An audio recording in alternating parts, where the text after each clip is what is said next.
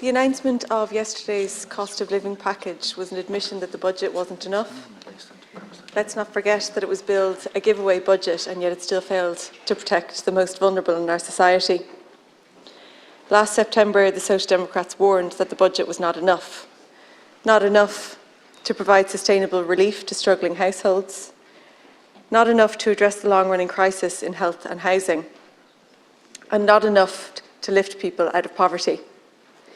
Yesterday, Deputy Shortall made it clear that this latest package would again fail to protect the most vulnerable in our society, and today I would like to draw your attention to the experience of businesses.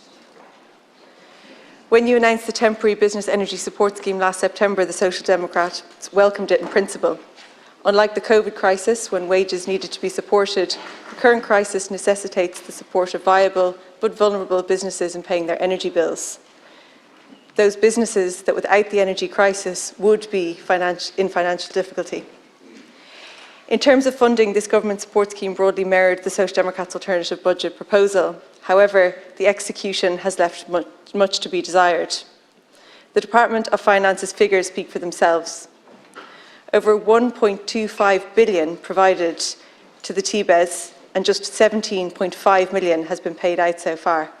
That is just unbelievable.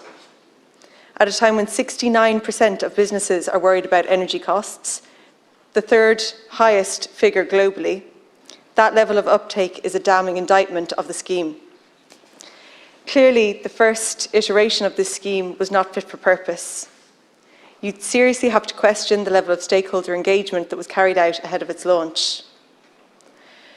I'd have thought a party like Fine Gael that prides itself on supporting businesses and has held the business brief since government was formed would have come up with a more workable scheme. Nonetheless, I welcome the decision, albeit late in the day, to extend and amend the scheme in order to assist viable but vulnerable businesses. But there's still an issue that I'd like to flag. It has come to my attention that some businesses whose premises are located on business campuses can't avail of the scheme.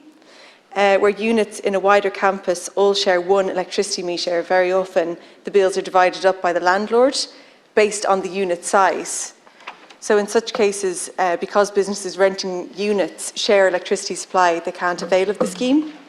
So Minister, could you please ensure that the scheme is amended to ensure that these businesses are not excluded from supports?